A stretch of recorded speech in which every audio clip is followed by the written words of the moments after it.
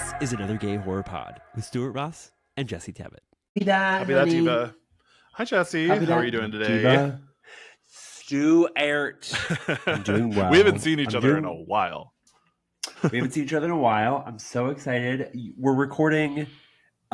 Usually we record on the weekends. We record in person. Well, more often than not, we record in person. Yeah. But we're recording digitally.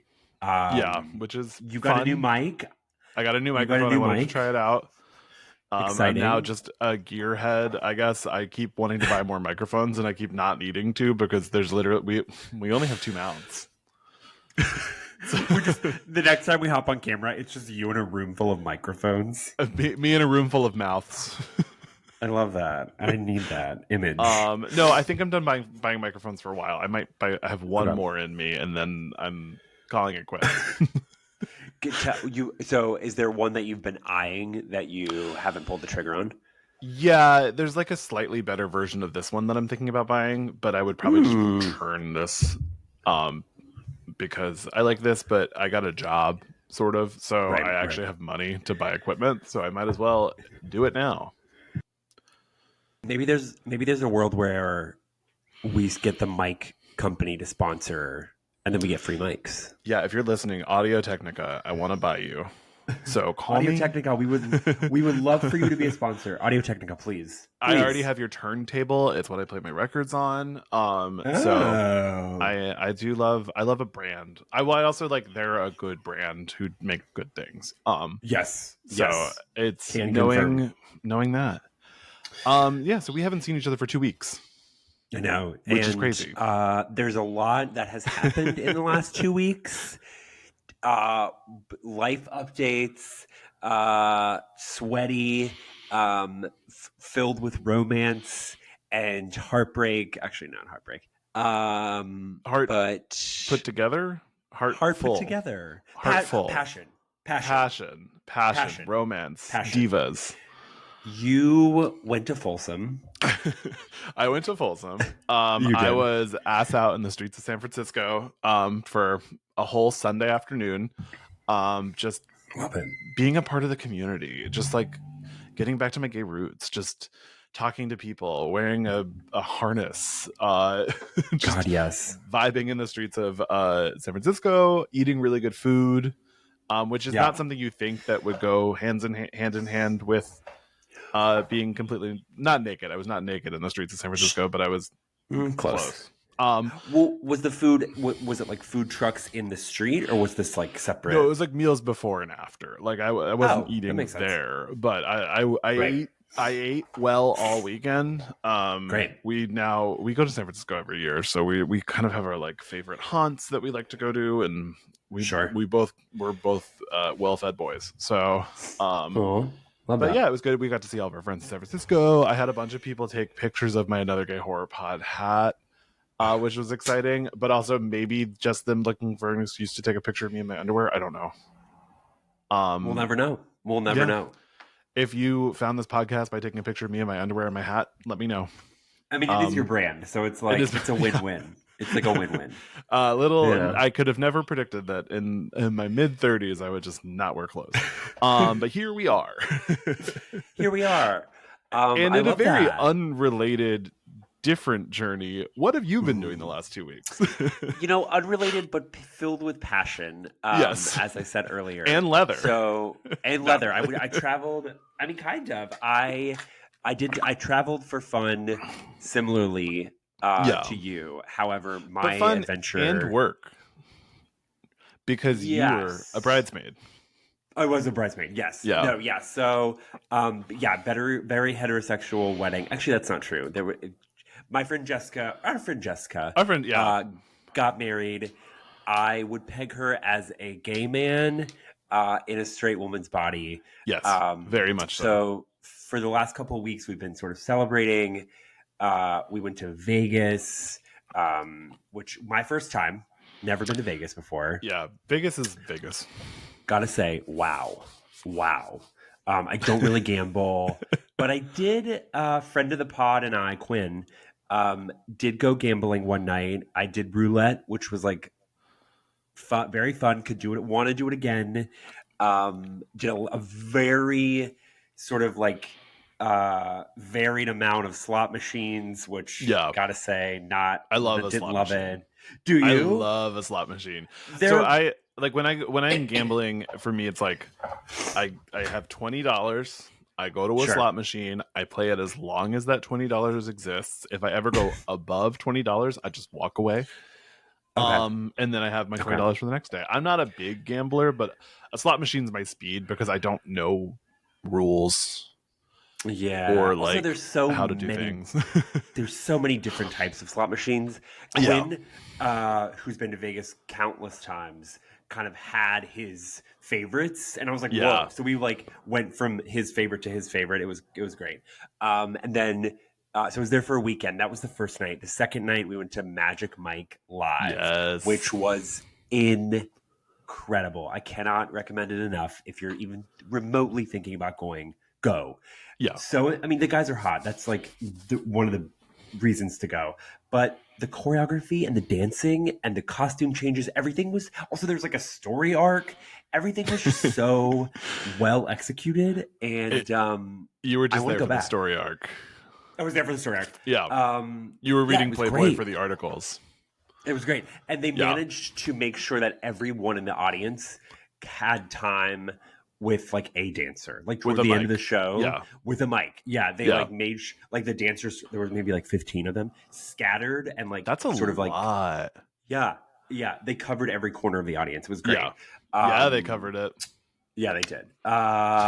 It was great. And then on Sunday we kind of were like hungover, had breakfast, and I flew back. And then last weekend, or the second part of the straight journey, was the proper wedding, the ceremony. I was maid of honor. I gave a speech. Were you honored? I was honored, and I was very nervous to give my speech, but I think it went over pretty well. It was like really heartening and wonderful to see my friends get married, and they cried, or the bride did. Actually, maybe the groom did too. Tom, if you're listening and you cried, slide into our DMs and confirm.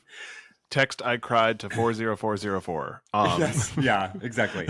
But it was great. The wedding was at Cantor's Deli, which is like a pretty iconic just deli in LA, and both the bride and the groom have like personal connections to the deli. And so there were 200 people there. I was invited. But I couldn't go because I already had my Folsom hotel and airplane tickets, and I was like, I can't. I have to go be in my underwear in the streets. Yeah. But if your underwear at the wedding, but it wouldn't. If any of it had been refundable, I would have probably tried to go. But I don't buy refundables, so. I understand. Everything I saw from it looked so great. Patreon of the pod, Jess. Shout out. So I'm sad I missed it because I really like her. And I really like you, and I wanted to see your speech. Is there a video of it somewhere? I don't know. I would like to think there is. I've seen several photos. I would imagine someone somewhere has a video. So we'll get our hands on it, and if not, I can read. Oh my god! If not, I should read my speech. Like on an episode. Oh my god! But you have to do it kind of like Maya Angelou delivering like a poem. I want to perform. Could do that. Yeah, it's more or less a haiku. So yeah, I could do that. Yeah, sure. No, when Chris and I got married, we forgot to tell someone to record our vows because it was just sort of we eloped, and then we had a wedding reception, and we saved our vows for the wedding reception so that everyone would feel like they were part of the elopement. And I just didn't think to tell anyone, and I talked to everyone, and they were sort of like, oh yeah, like I was too in the moment to take a video, which is like great. Right. But then like almost a year later, I was talking to my friend, and she was like, I was just watching the video of your vows on my phone the other day, and I was like, send it to me. Yeah, what? Send it. She was like, it just came up on my phone like for the 1 year anniversary, and I was watching it, and it was so sweet, and I was like, send it to me. So someone took a video of you doing that. You just need to sort of talk to the right person. I know the bride created like a shared folder to drop videos and images in. So I'm wondering how far and wide she sent that. But yeah, when I get a hold of it, I'll send it to you and whoever else wants to see me speak in all my sweaty glory. If anyone wants to see Jesse do public speaking. Yeah. I was enunciating, which was huge for me because, as you know, I love to talk quick and low.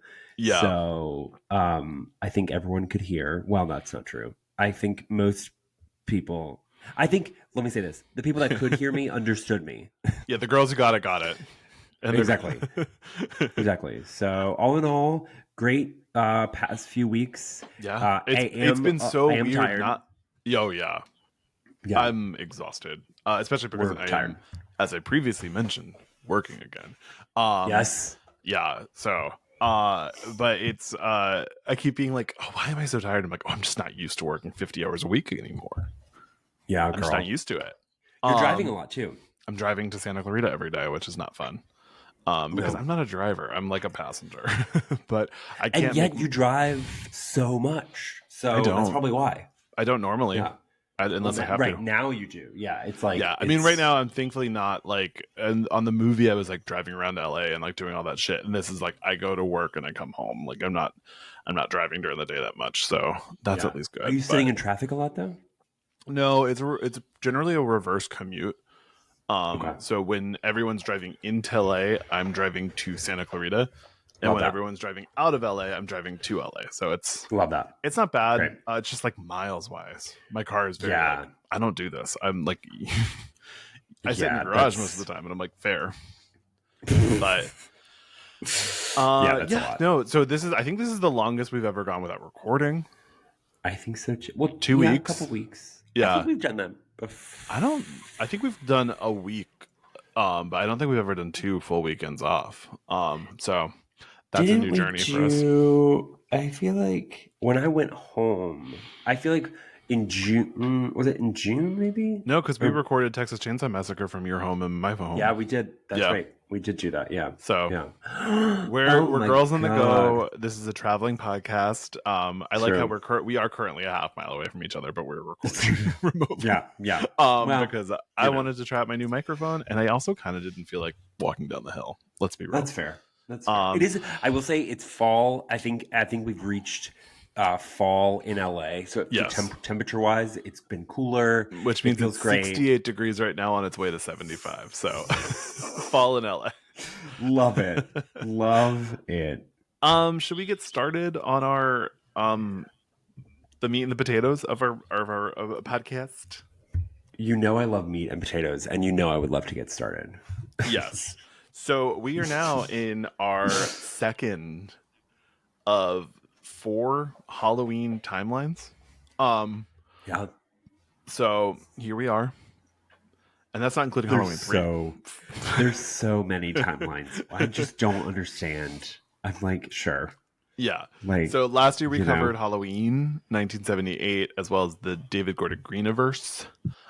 This year we are in the Curse of the Thorn trilogy, which does not become evident until Halloween 6. So that's spoilers. Curse of the Thorn. Can I ask a question? Not to get ahead of ourselves, but the Curse of the Thorn, is that the official title of the timeline? I think so. It's used enough online that I feel like it's official. I don't know.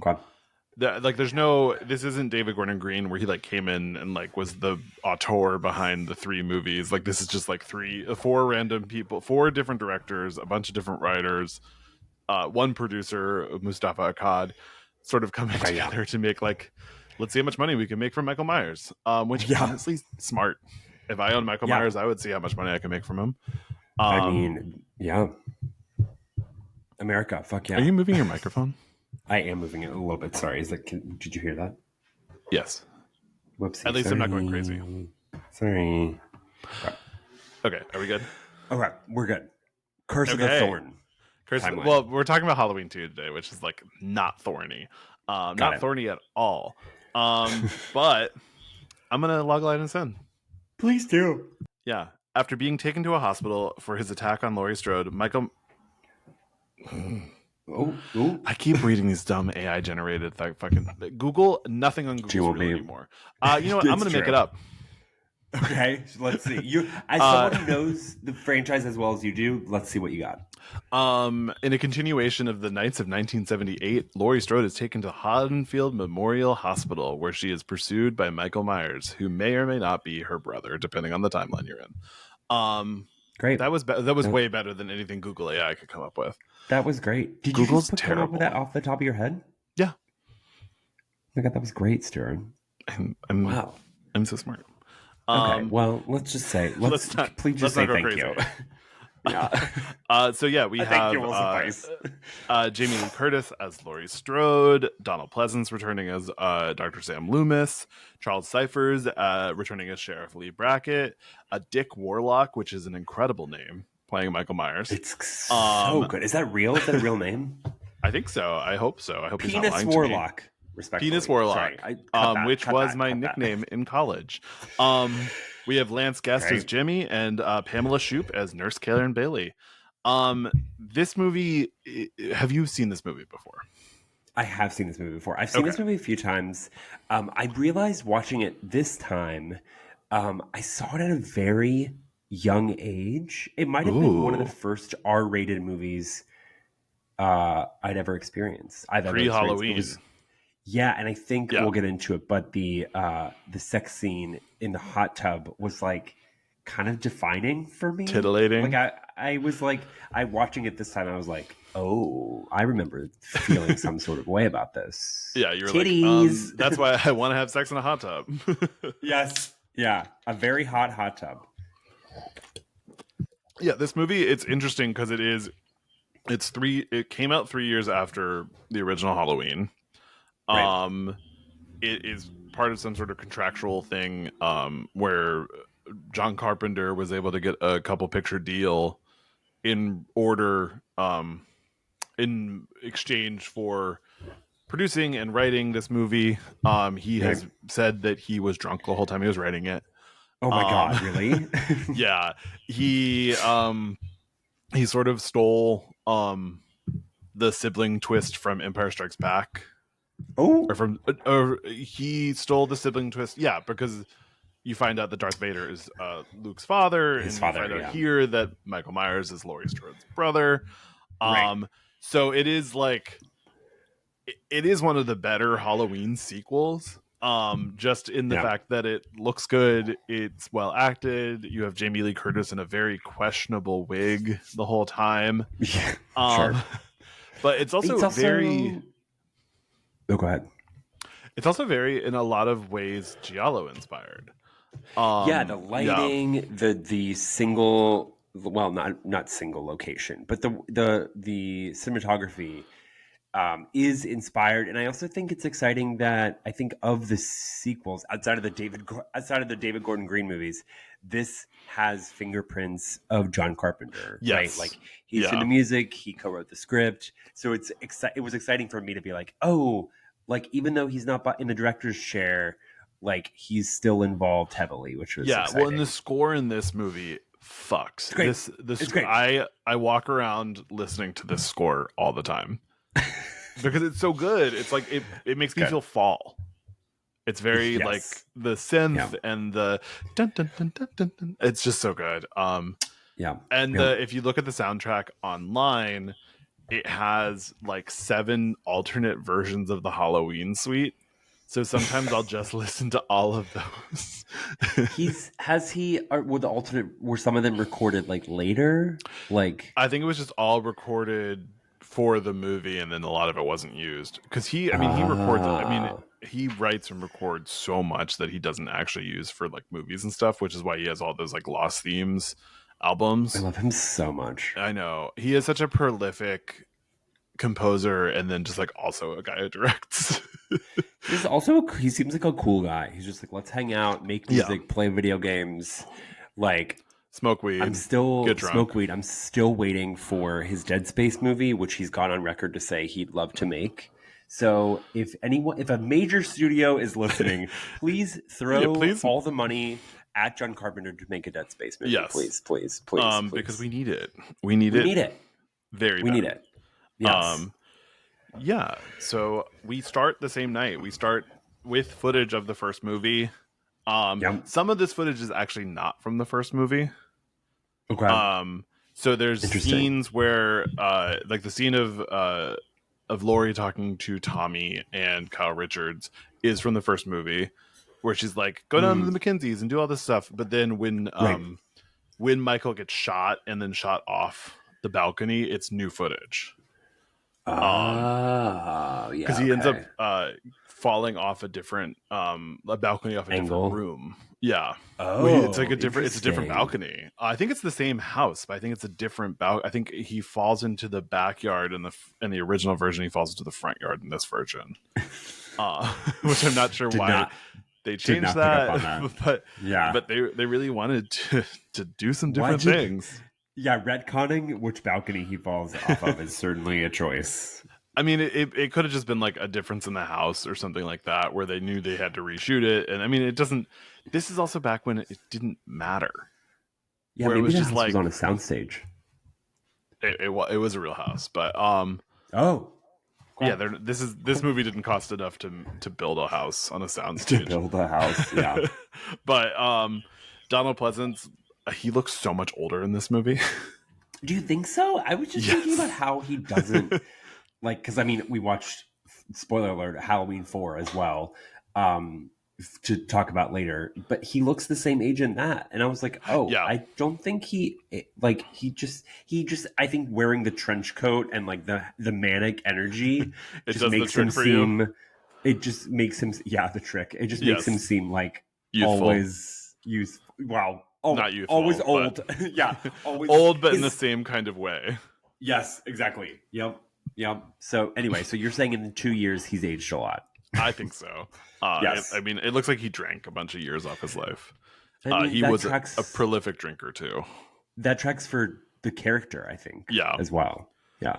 And then we get the iconic line where he's like running outside. He's like, "I shot him 6 times and he went away." And then the neighbor goes, "I've been trick-or-treated to death tonight." And he goes, "You don't know what death is." Yeah. And then no one says it. He just walks away. He just walks. It's kind of like hilarious. It is hilarious and also fucking awesome because as he walks away, the score starts to play and then the intro title card hits and it's like, so good. Let's fucking go. Yeah. No. And then it's like, you know what? He's right. You don't know what death is. You don't know what death is. Some people, the girls who get it, and the girls who don't. Yeah, exactly. Yeah. So the soundtrack of this movie is so good. Yes. Really just like beautiful. Love of the synth. We get back into the movie with sort of a Halloween 1S tracking shot of him sort of going into this woman's house. And then stealing her knife while she's making a ham sandwich. Michael. Yeah. Yes. And then leaving a little blood behind. This is so I should say Halloween 2018. It really lifts a lot. Halloween 2018 lifts a lot. Halloween Kills, they both lift a lot from this movie. I was like, holy shit, like they really just sort of, I don't want to say regurgitated, but like, you know, down to fucking that's the night going in and stealing the knife. Like I'm like, wow, okay, sure. Well, and you'll sort of see as because you hadn't watched 4 or 5 or 6 yet before we're covering this podcast. You know what's funny is so watching 4, I think I had seen bits and pieces, but I mean, as an adult, I never sat down and like watched it all the way through. But I did recognize the ending, and I did recognize the actress, the little girl. Yeah, Danielle Harris. Who's so good. She's great. So I'm excited to talk about that. Yeah. So anyway, Michael steals a knife. I wrote, Dr. Loomis is running around with a gun screaming, "I shot him and we really need gun control." Like, this guy should not have a gun. He shouldn't. Did he lie? I did shoot him, but you shouldn't have, maybe. You shouldn't have. Gun or control. Shot him better. I don't know. Yeah. And then we get after Michael steals the knife, we get a neighbor hearing the scream of the ham woman. And she's just like, she's on the phone and she's like, "That woman is a nag." And like, I feel like her husband finally started beating her. Yes. You know what I noticed about oh my God. You know what I noticed about this movie, kind of that the movies going forward sort of don't manage to do, is they feature shots of Michael in the background without any music. So there's not a lot of like, it's very like Yes. Strangers-esque. So Yeah. like And it's a little bit, and the later movies, because all they have from John Carpenter is the original theme, they use it so much. yeah, I think But this one does a good it's job of like, it uses it very tastefully. yeah, it's sort of like it's sort of kind of leans on, not leans on, but um allows you, the audience member, to sort of have your own reaction, whereas like when Yes. if and when the music comes in, that's the movie sort of telling you, okay, get scared. Yeah. Whereas like, you know what I mean, this one is like, get scared on your own terms. Well, and it lets you Kind be of. like, did I see that? Right. And the first one does that too, where it is really Yes. like Michael's in the background. Do I see that, or is it like a car? Is it just Right. like some random white thing? And it He's is out of like, focus. because I grew up watching these movies on VHS, it Yeah. becomes a little bit more obvious as we move towards our 4Ks of just like, there's Michael. There's Michael. But like when I was watching on VHS with like I was like, is that Michael, or is it just like the VHS being funky? That's scary. That's really scary. That's so scary. So yeah, so this woman is on the phone with her friend, and she's like, "Did you hear like there's a killer on the loose in Haddonfield?" And she's like, "That's so scary." And then Michael kills her. That's so scary. Whoops. Whoa. Whoopsie. So me. Very you coded. Very me. We they take, so this is sort of Halloween Kills vibes, or I guess Halloween Kills is this vibes, because Laurie spends the entire movie in the hospital. I know, it's so Halloween Kills. Like I will say though, this movie is very good at chronicling what it feels like to be taken from an ambulance to the hospital. Elaborate. There's so much, not so much, but we follow Lori from taken from the Myers house to the ambulance. Then like she's inside the ambulance, and then we follow her in kind of one shot, like taken from the ambulance to the hospital. Yeah. And gotta say, as someone who has been in an ambulance and gone from the ambulance to the hospital, accurate. They had a really good representation of your experience. Yeah, this was a great. If you need to see on screen being what it feels like to be taken from an ambulance, don't watch The Pit. Actually, do watch The Pit. The Pit's really great. The Pit's really good. Not to tangent, but I just finally watched it. It's so. So you finally finished the Nick and then went on to The Pit. I finished the Nick, and I don't worry. I haven't stopped recommending the Nick to people, but I was worried. But the Pit is so fucking good. It's so good. I could not get enough of it. But gotta say, this movie is better at representing ambulance culture. So ambulance culture. Yeah. I have actually never been. Oh no, I have been in an ambulance, but I don't remember being in an ambulance. Okay. All yeah, right. Alcohol poisoning. Oh no. My 20s were rough. But here I am, someone who hasn't been in an ambulance in 10 years. So that's great. 10 years ambulance sober. 10 years ambulance free. Great. Not alcohol sober, but ambulance sober. I'm doing okay. Good. So Jamie Lee Curtis had cut her hair before shooting this movie, and that's why she's in the worst wig in known to man. It's pretty bad. It's really not as tough. bad as. It's not. Gotta say, it's not as bad as the David Gordon Green wig. It's worse. I'm sorry. Like I don't like the David Gordon Green wig, but it looks closer to real bad hair. This literally looks like they went to the store and bought a wig. I think for me, it's yes, you're not wrong, but it's like less pronounced because for most of the movie, she's laying down in a hospital she's not bed, like moving around. So you're but not when she's like crawling on the floor, I'm like, that is a wig. That's So for most of the girl. movie, you're not getting movement. You're not getting movement. Yeah, because she's catatonic right. for most of the movie. You're not wrong. You're not wrong. Yeah, she's catatonic. Yeah. So we get a kid with a razor in his mouth going into the hospital. Yeah. Which is an urban legend that has never been proven correct. I really appreciated though that was part of, because at first I was like, does he have a nosebleed? And then I was like, oh, that's fun that they sort of tossed in like a trope, a Halloween trope. Yeah. I thought that was really in this fun. movie, I mean, this movie cost I think 10 times the cost of the original movie. It does feel a lot. I think a lot of that was salaries, but it does feel a lot bigger. Yeah. It's very much like, okay, we're like, there's extras in this movie. It's not just like people wandering down empty Pasadena streets. It's people wandering around slightly fuller Pasadena streets. They seemingly rented out a hospital. Yeah. They're in a full hospital. I think it was Pasadena. I think they were in Pasadena. God, so thank God for Pasadena, you know? Thank God for, like, normalize that. Wake that up. Pasadena's legacy is the Halloween franchise. The Halloween movies. And rich people. Yeah. Rich people and Halloween. Ain't that true? So can I nitpick one thing in this? So Michael, you nitpick? I can't imagine. I know. This is maybe only one of the nitpicks I have with the movie. Michael, we see him in the streets, and he makes his way to the hospital via riding in the back seat of like one of the hospital workers. She's a nurse.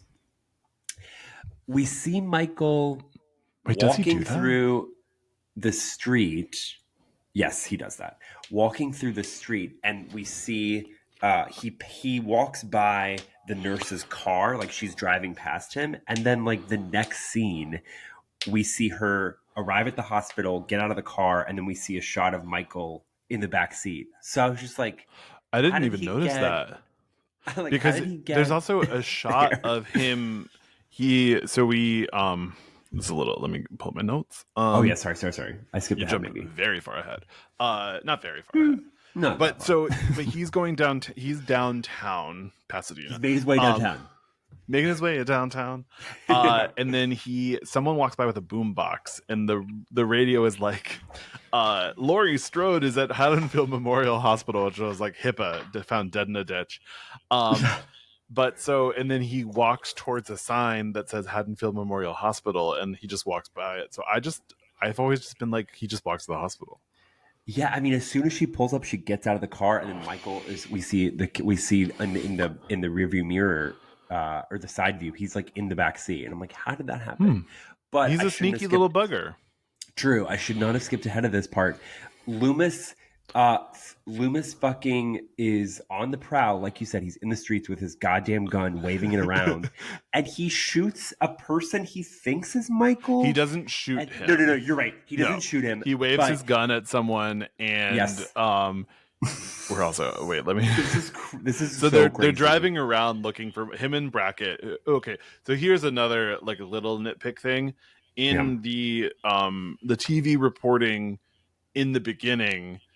They say 3 teens died, and then after this scene, he's told on the radio that 3 teens died. But so they're driving around looking for Michael. They find someone in the Michael Myers mask. And then Loomis gets out, starts to wave his gun at the person. The person walks away, gets hit by a police car into a van, which explodes. It's wild. It's crazy at its finest. Yes. It's just like they were like, okay, we have exploding van money, so we're going to explode a van. Yeah. And they also needed to like char this fucking body so that it could not be identified, and people would just assume that it's Michael. So there's a little bit of like, is this what's happening?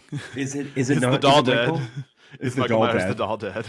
It's like truly an incredible sequence though, because this so explosion good. Is so improbable, and the music is just like so unserious. They're having so much fun with this movie that I don't think John Carpenter likes this movie that much. I don't. I would imagine that's true. And I also there's rumors that he directed some of it too, which is because Rick Rosenthal directed this, who then directed Halloween Resurrection. Yeah. And there's some rumors that John Carpenter did some uncredited reshoots. Oh, interesting. I think Rosenthal also shot H2O, right? No, that was Stephen Miner who directed Friday the 13th Part 2 and 3. Sorry. There's a lot of information in my brain. I know too much. We have the nurses joking about how drunk the doctor is that's going to take care of Lori. Jesus. They put her to sleep, which she does not want them to do. She's very much like, no, I want to be awake. And they're like, no. The doctor's like, get me a coffee. And the nurse is like, sure. Yeah. No. But the drunk doctor, there's a POV shot of a terrifying POV shot of Jamie Lee Curtis being like, please don't inject me. And then they're all like, it's really effective in that, like, they should not have fucking injected her because she said, don't inject me. She's looking up and they're all, the nurses, the drunk doctor, they're all standing over her and they're like, no, it's going to be fine. Don't worry. Just shh. Yeah, as they're pumping her full of, I don't know, whatever. Drugs.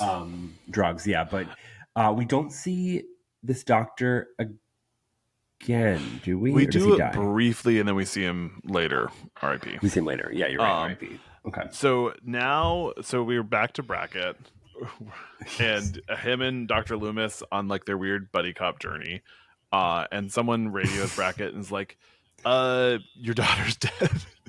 Oh my god. And so they rush over to the Lindsay Wallace's house, which is where all those victims were. Right. So this is where I get confused. The only thing I think the remake does well, the 2007 remake, is having the everyone go hang out at the Michael Myers house. Wait, the 2007 remake? Yeah. So like all the Rob Zombie one? Yeah. Oh, okay. I have like in that movie, you haven't seen it? No. It's not good. But all the teens hang out at Michael Myers' old house, which is like abandoned. So because I keep being like, where are they? And I'm like, oh, they're at Lindsay Wallace. They're at little Kyle Richards' house. Yeah. But so Lori wakes up and we meet Jimmy, the cutest paramedic ever. These paramedics are so hot. Yeah. Not in like a Jimmy and muscly Bud, way. right? Jimmy and Bud. Yeah. They're both like shaggy brown hair. Bud is like an older version of Jimmy. Yes. And Jimmy's like they don't really clarify how old Jimmy is. He's like, oh, she goes to school with my younger brother.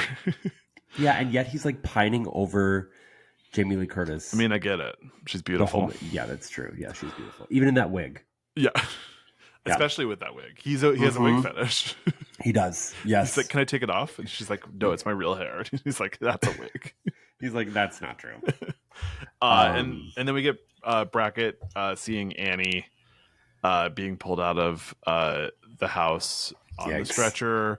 So this is also I'm not going to break this movie logically apart all the time, but Jimmy and Bud are now over taking Annie's body out of the house. The paramedics. So there's a lot of like, as much as Michael apparates in this movie, Jimmy and Bud are also apparate. I think they probably, I think some of this was edited in a different order to build suspense. So I think maybe that scene was supposed to happen earlier in the movie and then it just got confused or something that.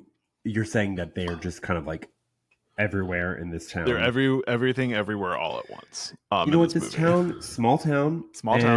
Jimmy and Bud might be like two of a handful of they might be the only ones. They're the only sober ones. They're the only ones who are able to. Well, actually, Bud's on weed. But Bud's question. Yeah, Jimmy's the only one who can drive, and Bud can just like lift dead bodies. Bud is there for vibes. Yes, he's the vibes hire, which is, as someone who's frequently a vibes hire, I appreciate his contribution to society. Can you imagine being a paramedic and being a personality hire? Like, what a fucking nightmare. I don't feel like there are a lot of personality hires in the paramedic field. You're like being rushed to the hospital and there's just a guy there that's like, yo, dude, you're going to be okay. Like, don't worry like, about he's it. not doing anything other than like his entire lower half of his body is missing. You're like, you're gonna be fine. You know what though? I kind of would appreciate that if someone's like talking to me and saying like it's gonna be okay. I would be like, thank you for. It's comforting. Checking. You want to be comforted. You want to be lied to. So you know what? I'm a proponent of paramedic personality hires. Yeah, buds across the country. Yes. The footage of Brackett, of Annie being pulled out of the house and Brackett seeing her is actually used in Halloween Kills. Oh. Yeah. Because it's, even though the movie's not canon, that would have happened no matter what. Right. So it's like because Brackett, I will remind everyone, is a 1,000-year-old security guard in Halloween Kills. So old. Because our retirement system is broken in this country. But they like flash quickly to remind you, like, he used to be the sheriff and his daughter died. Yes. And they're like the footage of him discovering his daughter's body on a stretcher. And we lose Brackett for the rest of the movie. Yeah, he's really not in it. And then he's like immediately replaced by Deputy Hunt. Yes. Which happens a few times in this franchise where they clearly planned on a character being in the movie longer, and then money or availability prevented that from happening. Because I think in the script they just crossed off Brackett and wrote Hunt for the rest of the movie. Oh my god! And they were just like, no one's gonna ask any questions. Yeah, no, like this is just a new character. Right. He's Deputy Hunt, but he doesn't have any personality traits. Yeah, don't worry about it. He's a deputy. Don't worry about it. He's a deputy. Don't worry about it. It's fine. Classic deputy. Classic deputy. Don't worry about it. It's funny. I wonder if I doubt the general public is like clued into, like, there are so many facets of making a movie, like script changes, budget changes. Yeah. Like sometimes things just like happen, like, and you have to come up with like a quick plan to like on-the-go solutions. Yeah.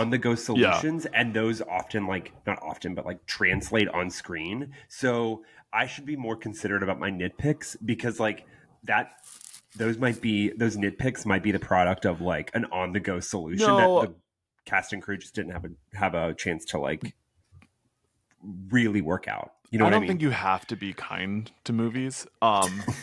It says the person, I am the kindest to movies. You're forgiving. You're very forgiving. But like, I understand criticism and I appreciate criticism, and also like, I'm making up this Brackett thing.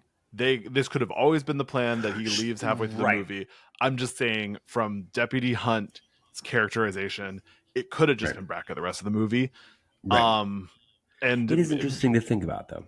You know. So, but then also it is like, they make the movie. Like, once the movie's made, we are supposed to take it at face value. So like, I really appreciate behind the scenes considerations as someone who works in movies and TV shows and sort of sees the day-to-day of like, oh, that person called out sick and they sort of figured they could write them out of that scene because they weren't that important in that scene, but they were originally supposed to be in that scene. So it is like, I think of that stuff almost as sort of a second nature, just because of how much I've been working in the film industry for 12 years. So it is like, I've just seen enough. And I know later in this franchise, there are examples of they just introduce a character halfway through a movie and kill a character halfway through the movie that was originally supposed to be over the same character because the availability was different. Is there a director's commentary available for this movie? Yeah, I mean, I own all the Scream Factories of these movies, which is, so if you ever want to borrow, they're fresh up the hill. I only have 2 and 3 on Blu-ray though, not 4K, because I couldn't bring myself to replace them, because I just bought the Scream Factory Blu-rays, and then like a year later they came out with the 4Ks, and I was like, what? Bastards! No, rude. Bastards. They've got to be. You know what? I would maybe for the holidays they're on sale. Let's keep an eye. I think the Scream Factory sale, I think this is actually going to be the first time in a while I'm employed during a Scream Factory sale. I think it happens every October. So let's celebrate that. Huge win for the 4K community. So wait a minute. So you need Halloween 3 on 4K? No, you need Halloween 2 and 3 are the ones I don't have. But I will say I don't need them. I think we discussed recently where it's like, if it's the same 4K restoration on Blu-ray as it is on 4K, I kind of can accept just 1K. Sure. Because the restoration is the thing that cleans it up. Yeah. And makes it look good. Speaking of 4K restorations, I did just get my Nightmare on Elm Street collection in 4K, and those movies look gorgeous. I've actually only watched it's all of them. I've only watched 3 so far. Okay. And part of me thinks that 1 and 3 are the ones that they're going to have paid the most attention to restoring because they're the most popular. Yeah. And maybe New Nightmare. But I'm curious to watch the rest. I love delving into a 4K. Yes. Yes. But yeah. Okay. Let me find where we are in the movie. Wait a minute. I know this. So I don't know this. So this is a fun scene that's not important. Okay. But we have Dr. Loomis and the new deputy, who is Sheriff Brackett, essentially, are having this really in-depth conversation about the events of the night with a reporter in the middle of the frame listening to them and just like collecting the tea. And then she's the one who reports on like Annie's dead. Right. Laurie's gone to Haddonfield Memorial Hospital. So she has a direct source because Michael Myers, psychiatrist, and the deputy in charge are currently just talking out loud in front of her. And it's like a shot where it's like they're talking here and then she's here and she's like, Loomis has like no time to like worry about like his surroundings, or like what's like other than like is Michael Myers nearby? Well, because he knows what death is. Yeah, he knows what evil is. It is also funny because he's a little off kilter in the first movie, like not. I mean, especially in comparison to where we get 4, 5, 6. Right. But so he's a little off kilter. October 31st, 1978, and then November 1st, 1978. He's insane. He is wild. Something about shooting his patient 7 times off a balcony, which it would drive me crazy too. But it is like the fact that in the same night he goes from being like a little kooky to like in this movie he's running around, gun pulled, just like ding ding ding ding. I guess like he is technically he's been up all night. Yeah, you know. And gotta say, without a night's sleep, I'm wacky. You're pulling your gun too. I'm pulling my gun. I'm saying evil is out here. Yeah. And I'm in the street and people are like, you need to get to bed. And I keep wanting to say Evil Dies Tonight, but that's a different movie. So. It's applicable here. Yeah. I mean, Evil Dying Tonight. Well, and then we're ahead, but they go to the Michael Myers house. And everyone's like throwing shit at it. I love that scene. And the deputy's like, what is happening? And Loomis is like, one of their own has died tonight. This is awake. I'm like, calm down, you fucking crazy. He Dramatic. Is so crazy. This is awake. It's like not everything needs to be like romanticized. Yeah, it's not drama. Yet, he's not totally wrong. Like Charlie XCX said, everything is romantic. Yeah. She definitely was referencing that. She was talking this movie about Halloween. She was talking about Halloween too. Yep. Yeah. So we go back to the hospital. The security guard isn't paying attention, so Michael just walks by. Jimmy keeps like getting kicked out of Laurie's hospital room by the nurse in charge, and she's like, "Go away. You're being weird. You're being weird." Gotta say. Shout out like. Woman of color character. I was like very pleased, and she's like in charge. She's also in charge. She's not the last nurse standing. She's one of the last nurses standing. She's one of the last. She has agency. Yeah. She is comforting in her aura. Sober, which immediately puts her ahead of Dr. Mixter. She's definitely the best nurse at this hospital. Yeah. And maybe the best nurse ever. Yeah. Okay. I don't know about that, but I'm proud of her. I'm proud of her. I'm not sure about that, but I'm proud of her. Yeah, for sure. They can't find Laurie's parents, who are at the same party as Dr. Mixter. Yeah, what the fuck? But also the phones are down, which is not weird. Did we get a scene of Michael like taking out the phones, or are we just supposed to like? I think we're just supposed to assume. Got it. Okay. But so the security guard goes to look into the phones because he's like, we should have phones, right? Like that's a good thing. Right. He gets attacked by a cat that jumps out of a dumpster. He goes into a storeroom and thinks someone broke in. he has a nurse back in the hospital who is like on walkie, and she's like, I don't know how to use this, and he's like, you'll figure it out, and then she just can't figure out how to use it. She can't figure it out. But so he gets a hammer to the top of his head. Yikes! He gets hammered, just like Dr. Mixter. Has some brutal kills. The kills in this movie are so, and it's because great. Like this comes out after the first Friday the 13th. This comes out after all these movies that sort of were inspired by Halloween. But then this movie, even though it takes place in the same night, really has to up its gore game because that's what the audience expects now. Right. Yeah, this is a nasty and movie. I think in comparison to a lot of the ripoffs, the gore in here is pretty artful. Yeah, it's definitely it looks good. Thought through. Yeah, it's definitely thought through. It looks good. It really proves that Michael is evil. Yes, and evil as dies Dr. tonight. Loomis said. As Dr. Loomis said, you don't know death until you've seen Michael Myers diva. Until you've seen Michael Myers diva in the streets, drowning nurses. Michael Myers in the streets. Dr. Loomis in the sheets. So they're at security guard dead. Security guard dead in a ditch. We go back to the people destroying the Myers house. Yes. Ben Tramer, who is Laurie's crush from the first movie, his friends run up and are like, he never came home. He was wearing like this weird mask. And we're worried about him. He's in Halloween Kills, right? Or there's a reference to him in Halloween Kills. They reference him, yeah. But he is dead. He's the person in the Michael Myers mask they hit.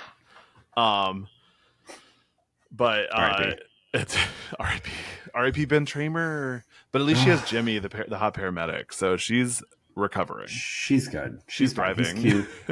Curly-haired king who's maybe in his early 20s. Yeah, I think I would pin him at like 21. I'm not going to do an age range discourse on Laurie Strode and Jimmy. Laurie's 17 in this? Yeah. Okay. Sure. Okay. So, Nurse Karen receives a page and goes to a bed and finds Bud, who gives her a forced kiss. Yeah. But she likes it, so they go take a bath together. Yeah. Are they dating? I couldn't figure this out. I don't know. Bud is very overtly sexual, and he says things that are kind of like there's one point where he's like that. He calls a nurse a moron or something. And I wrote this down because one of the nurses, he and Jimmy are sitting in the break room, and one of the nurses leaves, and he says, "Amazing Grace, come sit on my face. Don't make me cry. I need your pie." Yeah. And I was like, oh, I've never heard vagina referred to as pie before, or as pie ass. The Dua Lipa Megan Thee Stallion song, "Sweet as Pie." That's about pie. So pie is vagina. Yeah. Okay. All right. So Jesse just writes down pie equals vagina. Making a note now. 3.14 equals vagina. Got it. Yeah, it's not the food. It's the mathematics. It's the number. Yeah. Yeah. Got it. Okay. Great. Jimmy, thank you Bud, thank you for the. This was an educational movie. Yeah. And like you said, we move then into our our only sex scene in the movie, right? Yeah, it's actually a franchise. There's not a lot of full sex scenes, but there's boobs, there's a hot tub, there's ass, there's male ass, there's male ass. I don't think anyone's accusing Bud of being a boy. He's so hot. But you've never seen Halloween 3, right? We've discussed this. I've never seen Halloween 3. Yeah. So Tom Atkins is the lead, and he's like a hot daddy. And full Tom Atkins ass. Because after I watched this, I immediately watched Halloween 3. Because why not? You mean like yesterday or recently? Yeah, no, like that. I watched Halloween 2, and then I was like, well, I have to watch Halloween 3. And they're not related, but I was like, well, I just have to keep going.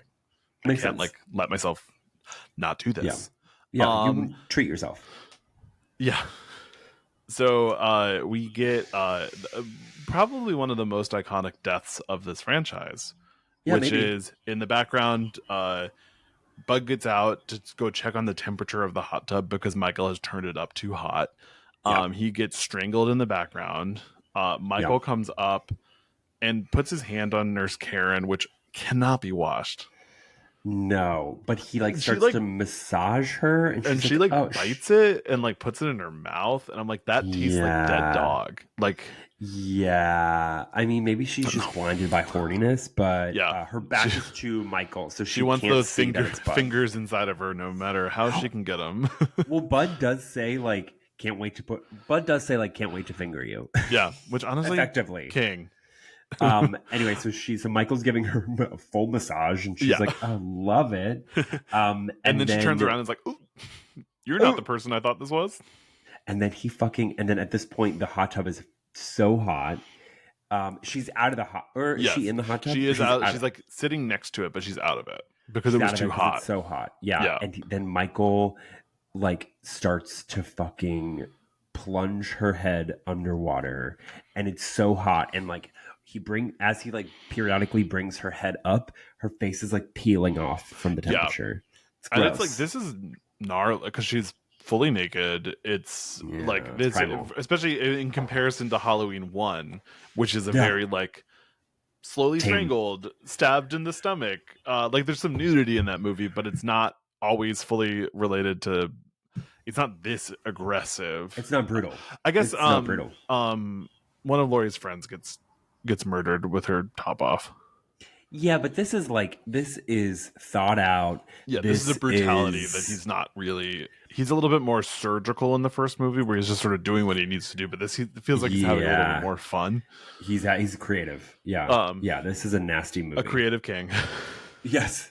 Yeah, but there's something about like death by hot water that is just like so off. That I mean, as if there would be a world where I would like love that, but like that's just like such that's not nasty, how you want to go. No. Yeah, absolutely not. Absolutely not. And she dies. So, Bud and Karen are now dead. Laurie has a dream of her mother telling her, "I'm not your mother." And then another dream of her visiting what is definitely young Michael Myers in a hospital. Yeah. And then and also while this is sort of giallo-y, while she's having these dreams, we see just blood dripping without any context, which is really creepy. Very red blood. Yes, the color of the blood in this movie is the most giallo thing about it. I was gonna say very red giallo blood. And now we get Dr. Loomis, and Deputy Hunt go to an elementary school because there's been a reported break-in, and so like, well, we gotta go to this elementary school, and they find a hand-drawn like kid picture of a family with a knife through the daughter, and then yes, they do, and then Sam Hain is written in blood, although I guess it's pronounced Samhain. It's not pronounced Sam Hain.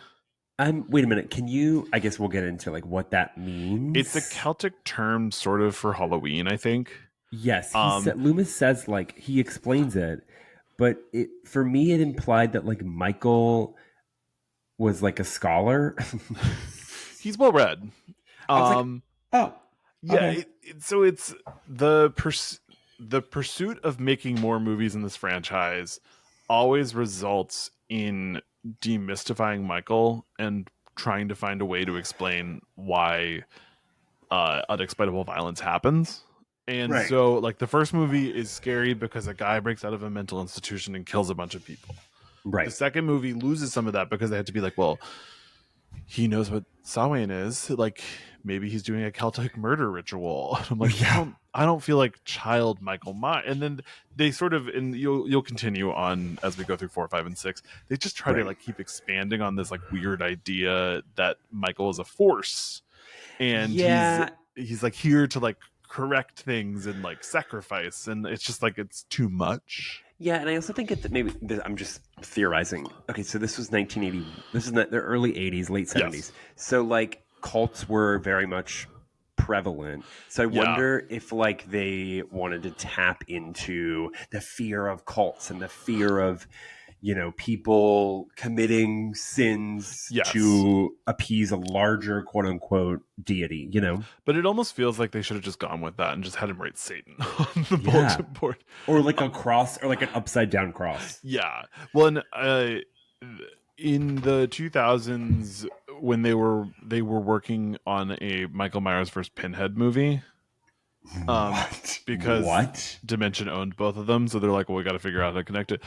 The person who was pitching the movie had a kid Michael Myers solving the limit configuration, and that's why he starts killing people. What? How am I just now finding out about this? Wait a minute. What do we know? Okay, keep talking. I'm just gonna. Oh, whoa! I think I just hit something. You unplugged your mic, I think. Wait, how? Oh God, Stuart. I don't know. Are you sure? It's no longer connected to Riverside. Okay. Can you go to the tab and see if you can change speaker to the mic? Cam.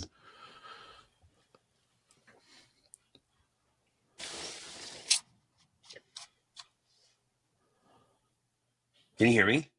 I can hear you, but it's through the AirPods, not through the mic. Whoa, I don't even have the option to change it anymore. Maybe just unplug it and plug it back in.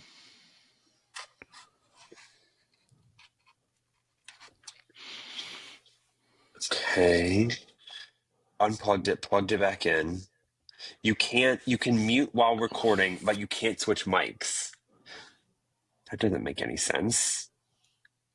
What the fuck? Maybe we'll just have to stop and then restart. Wait, I don't think I hit it. I don't know what. I didn't do anything.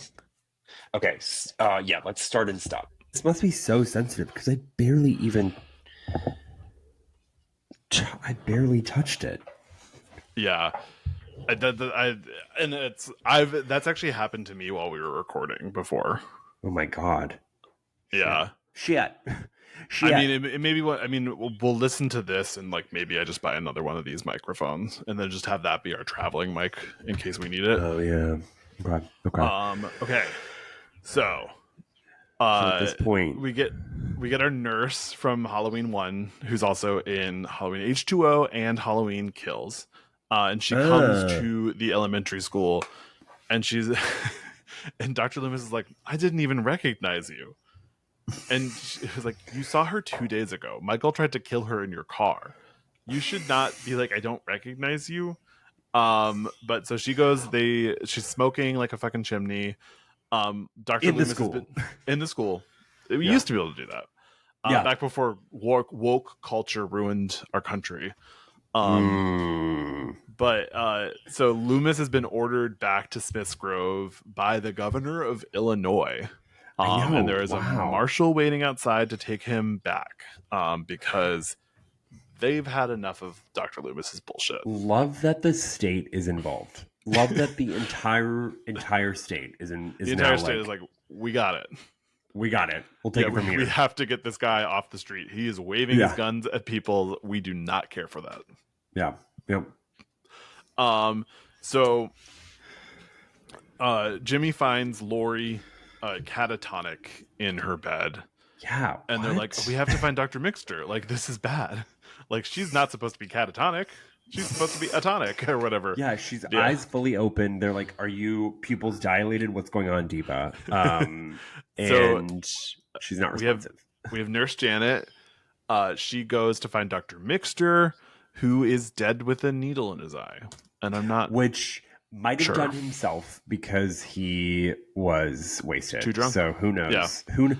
The death occurred off camera. So for all we know, he could have tripped in his drunken stupor and fell on a needle and then stumbled back into a chair.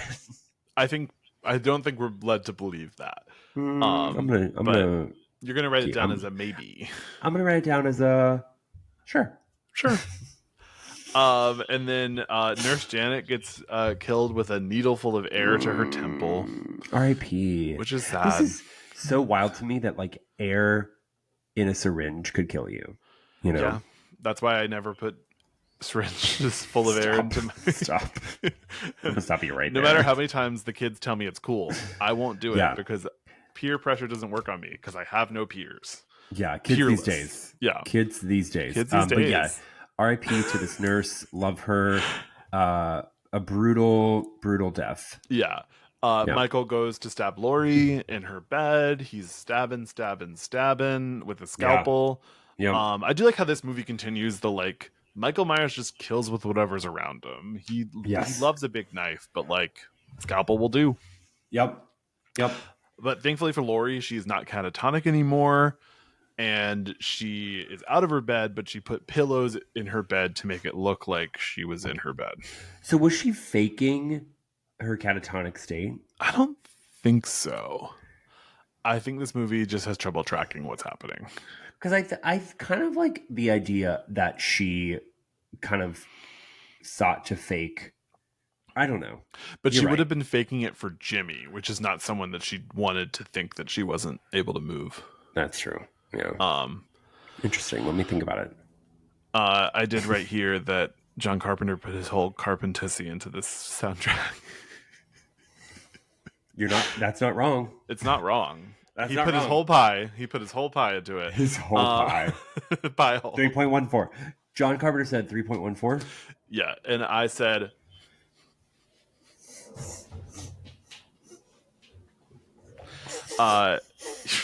stop putting your pit in the fucking microphone. Okay, I'm done. I don't want to hear that. I'm done. I don't want to hear the sound your pits make. Clock me out. If you want to see Jesse's pits, the full video of our podcast is available on Patreon every week. So a $4.99 gets you full access to early episodes as well as full video, unedited. So pit content available on our Patreon now.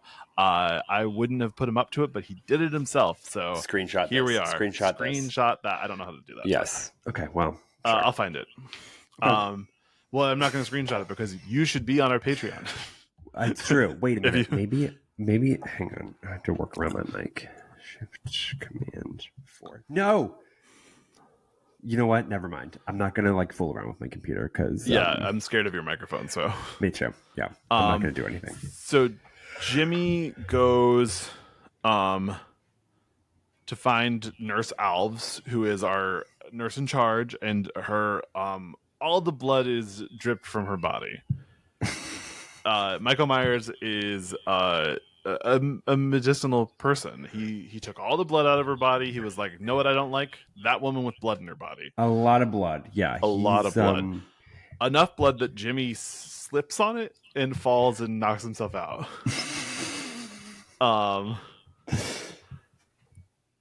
That tracks. Wait, now I'm writing Nurse Janet, but I think Nurse Janet already died.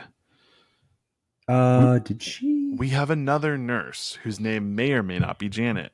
I accidentally wrote that she died, but now she's here. So she goes outside, finds that her tires have been slashed. And then she goes and finds Lori sort of like rolling around in the hospital with her wig just like askew. Yeah. And she gets truly stabbed. rolling around. As I said earlier that the hot tub death is my favorite, but this might be my favorite.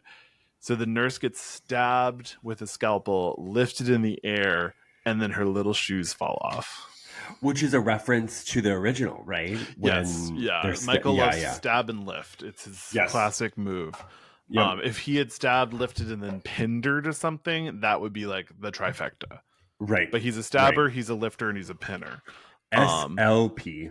SLP. His pronouns are stab, lift, pin. Maybe pronouns isn't right. Maybe he's his modus operandi is stab, lift, pin. His mantra is stab, lift, pin. Yeah. Although you're not supposed to say it because his guru gave it to him and he told you that as a secret. That's right. Michael's guru, Dr. Loomis. Yeah. Dr. Loomis is not really a medical doctor or a psychiatrist. He's a guru. That kind of tracks, though. Michael's doctor, Loomis, gave him a mantra. That's kind of... Stab. I'm going to buy into that. Pin. I'm going to buy into that. I like it. I do. Yeah. So we have Loomis is leaving town with a marshal and a nurse, and he is explaining Samhain. to them. He's like, it's Celtic, it's crazy, they just kill a bunch of animals and the blood washes the earth clean and it's wonderful and bad. And then the nurse is just like, so this is really funny. There was a secret file that Michael Myers had that you didn't have any access to that tells us that his sister is Laurie. Yeah. It's like I should have known that. It's like meant to be a twist. Like the parents sealed the files because they adopted her. Right. Which is smart. I wouldn't want my daughter knowing that she was Michael Myers' sister, or Michael Myers knowing that my daughter was his sister either. So they didn't want him coming after her. Yeah. But Michael would have known he had a sister. So he would have just like had to kill everyone until he found her. I guess the files being sealed would like conceal the location of Laurie. Yeah. Which is smart. Good for them. Yeah. Good for the parents. Good parenting. who are nowhere to be found in this movie. Yeah, because they're at Dr. Mixter's party at the country club. Yeah. Drunk. It's Halloween, baby. Yeah. Dr. Loomis holds the marshal at gunpoint and then goes, what do you guys give? A warning shot? And then shoots the window out of the car. He's crazy. He is crazy. But so the marshal drives them to the hospital. Laurie and Jimmy are in a car. Laurie is alone hiding in a car from Michael. Yes. And then Jimmy comes out and gets into the driver's seat and then passes out because he hit his head when he fell on the blood floor. Yes. There's a lot of people just like passing out at random parts of this movie. Yeah. I think that's my other nitpick is in this part of in the I guess last third of the movie, there are things sort of like happen all at once. Like there's a lot happening, whereas like up until this point, it's kind of like a slow. It's just Michael slowly killing nurses build, which I really like. I like that I like that the movie is set in effectively like one sort of location. I mean. We're seeing Loomis all over town, but the hospital is like a character in and of itself. Well, Loomis is a gal on the go. But like I think this is it gets sort of like it gets like especially slashery, not slashery, but like it goes off the rails a little bit. Yeah, I think it kind of it doesn't fall apart in like a bad way, but it just sort of like.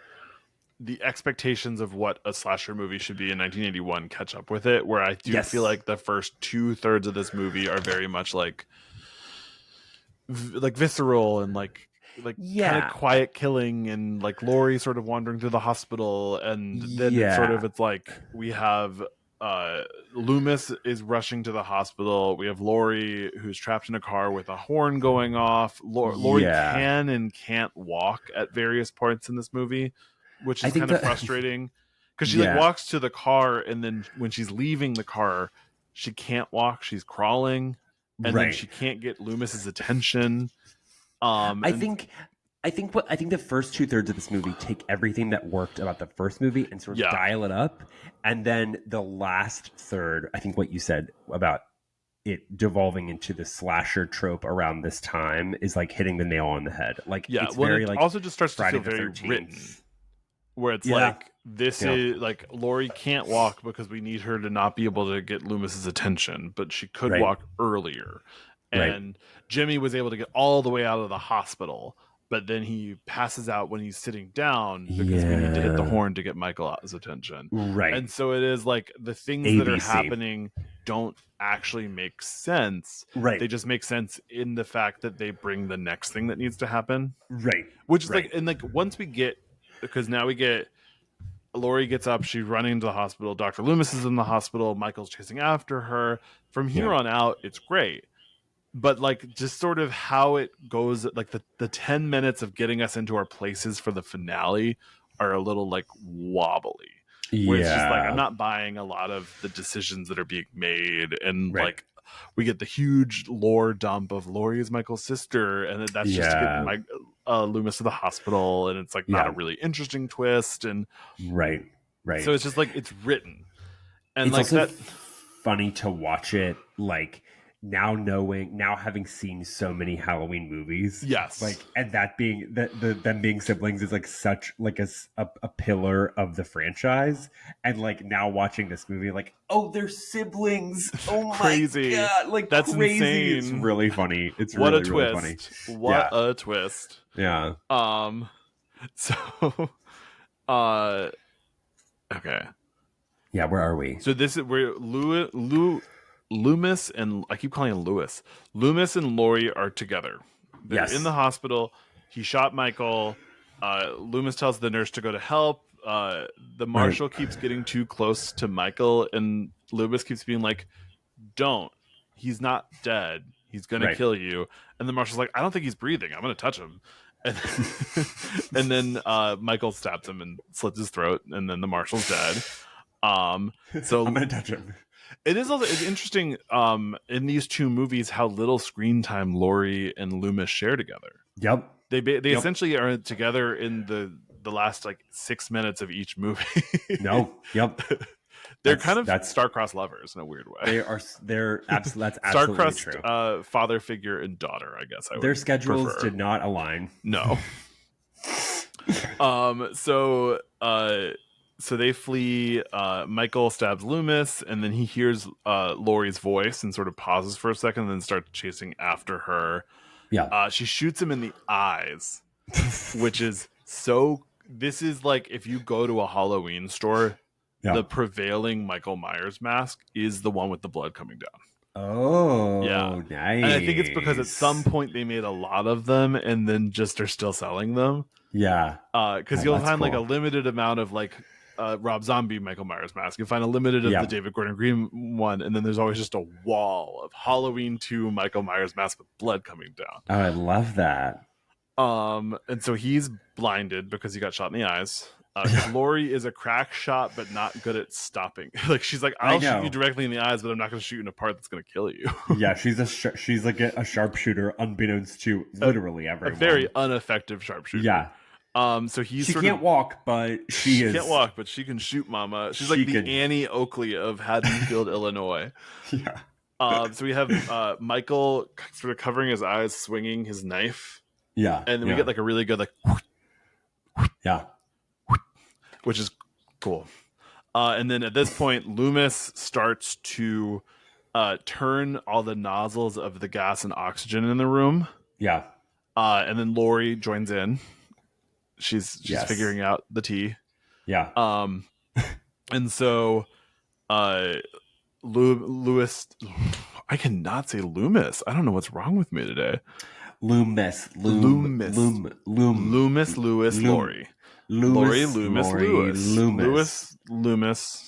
Stroke? Loomis. Laurie Stroke. Laurie Stroke. And Dr. Lewis. Yes. Laurie Stroke? So Loomis tells her to leave. He's like, Diva, go. Get out of here. And then he blows himself and Michael up. I know. And Michael sort of walks through the fire. Really good. I love a stuntman on fire. It's like one of my favorite effects. It's so good. And he falls dead to the ground. So we have definitely lost Loomis and Michael Myers. They're never going to come back. I was going to say, seemingly why would everyone they do that? Is That would be crazy. The next movie is going to be about haunted masks. That would be crazy. So Laurie is taken to yet another ambulance with Sandman playing in the background, which was playing at the opening of the movie as well. Kind of a weird song. I mean, it doesn't thematically. Yes. I think it's just sort of like we're in the suburbs and songs are cute. But it doesn't like going back to our conversation of like working around like they're like, well, we have this song for free, so they were like, well, this one's kind of creepy and like Sandman is close to Boogeyman, which Michael is referred to as, so let's just go with it. But it's also a bummer that it became such a pillar of this franchise because it would have been really good in Nightmare on Elm Street. So God, I bet Wes Craven was pissed when they kind of came from Wes Craven's gig there. They did. They're like, we feel like Wes Craven's going to come out with a Dream Demon movie soon, so we're going to steal Sandman. We got to hop on it. Make it improbably the best song for this movie. It works. It really like it totally. it's kind of chilling in the beginning, and it actually kind of makes you feel a little bit more relieved at the end. It's a song that can kind of mean what you want it to mean as you're progressing. It's a nice bookend song. Yes. And that's Halloween 2, and they never made another Halloween again because Michael Myers and Dr. Loomis were dead. And why would they do that? Where we've wrapped it up. Yes. Nothing. They put a pin. Lori's happily ever after. Lori. Yeah, she's gonna go do her thing. Yeah. She kind of is good until not good. She is wrapped up until the year 2018. She's wrapped it up. No, 1998. Oh yeah, sorry. H2O Mama. I thought the David Gordon Green movie did that retconned everything except for this one. Yeah, but there's no true timeline. Wait a second. That's true. Yeah, no. Like, you can just sort of pick. And, like, some years... That's amazing. More franchises need to have a choose time. It's your choose your own adventure. No, I mean, this year I started early enough that I will probably watch most, if not all, of the Halloween movies. But I some years get behind, and then towards the end, I'm like, oh, shit, I have to watch a Halloween timeline. And I just pick a timeline. You have, like, an internal clock. You wake up at, like, 3 a.m. You're like, oh, my God. I haven't watched Halloween 6 today. Yes. But it is like, I like that you could just sort of be like, well, I'll just watch Halloween 3 whenever the fuck I want. I'll watch Halloween 1, 2, 7, and 8. I'll watch Halloween 1, 2, 4, 5, and 6. I'll watch Halloween 1, 2018 Kills and Ends. Like, there's just, I've never once been like, I gotta watch the remake, but I do. I'm excited to watch. I'm really excited to watch Halloween 3. Gotta say. I'm really excited to next week watch Halloween 4. Me too. Michael Myers returns. The return of Miss Diva, Michael Myers. She was caught on fire. She was gone but not forgotten. She said, nothing's going to keep me down because not Samael. What's her mantra? What was the word? Samhain? Samhain. Yes. Keeps me going. Also, the fact that the idea that Michael can, like, spell is... I feel like Michael can spell. I feel like of all the things that Michael does that he shouldn't be able to do, I feel like Michael should be able to spell before drive. But he can drive. I'm going to say sure. So I'm going to say sure to that. He can drive and spell. Same. Yeah. So if you wanted to catch the video of this episode, it's on our Patreon, patreon.com/anothergayhorrorpod. Also, right now, if you're listening in our free feed, you can already listen to and watch our Halloween 4 version, which on our Patreon, you get a week early. So join our Patreon if you can. It's a really great way to support the pod, support the dolls. And by the dolls, I mean the gays, because we're not dolls, we're gays. The queer community, support. It's a great way to support the queer community as a whole, because we are two queer people and we need money. We need money. But either way, thank you so much for listening. We'll see you next week with Halloween 4. The return of Michael Myers. You're like revenge, return, the curse of Michael Myers. And happy Halloween season to you all, and we'll see you soon. Happy Halloween, guys. Love you. Bye. Bye.